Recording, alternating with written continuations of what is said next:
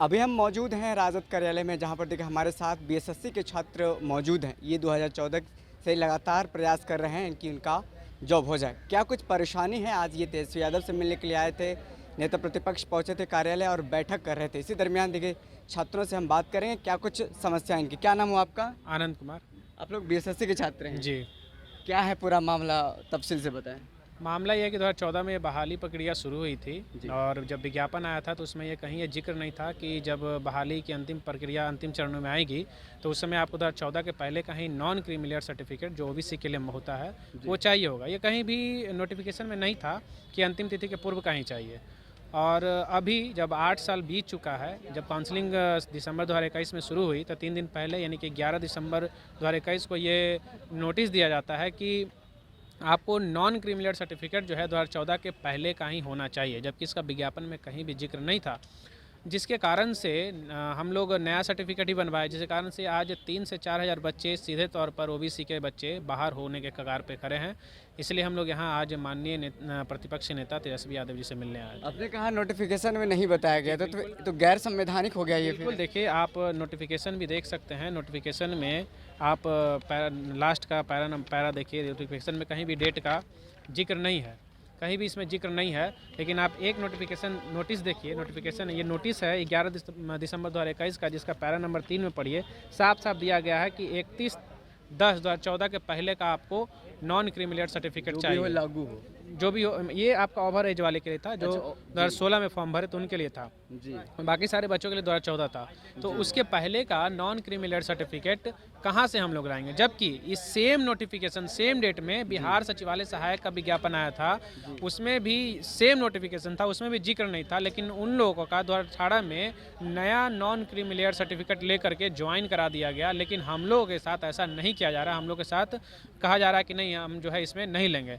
बिहार कर्मचारी चयन आयोग के द्वारा ही एएनएम का, चालक सिपाही का, स्टेनोग्राफर का, अन्य बहाली प्रक्रिया भी ली गई है।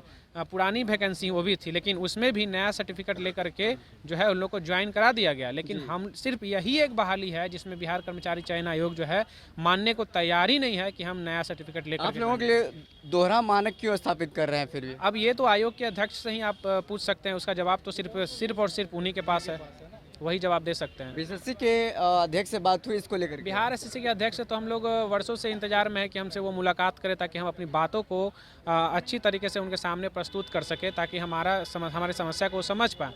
लेकिन विडंबना की ये बात ये है कि वो एक अध्यक्ष हैं और पहले वो पूर्व आईपीएस रह चुके हैं। तो आखिर वो हमारी बातों को क्यों नहीं सुनना चाहते, हमारी बातों को क्यों नहीं रखने देना चाहते? क्या ऐसा कोई ऐसा दिक्कत है वैकेंसी में? क्या कुछ ऐसा गलत हुआ है जिसके कारण वो हमारी बातों को नहीं सुनना चाहते हैं? 2014 से अभी तक में लगातार देखिए 7-8 साल हो चला है। इसमें किन किन लोगों से आपने मिला है? कितना परेशानी झेलना पड़ रहा है बहुत अभी लोग तक में? जहाँ जिससे मुमकिन हुआ है, हर मुमकिन कोशिश हम लोग छात्र के रूप में हर से कोशिश कर सकते हैं।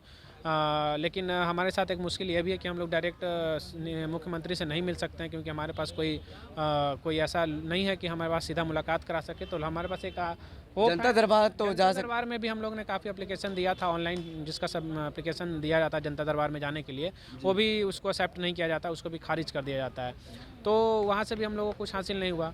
ओबीसी कमीशन जो है वहाँ भी हम लोग एप्लीकेशन दिए थे, ऑनलाइन एप्लीकेशन दिए थे, ऑफलाइन दिए थे, वहाँ से भी कुछ नहीं हुआ।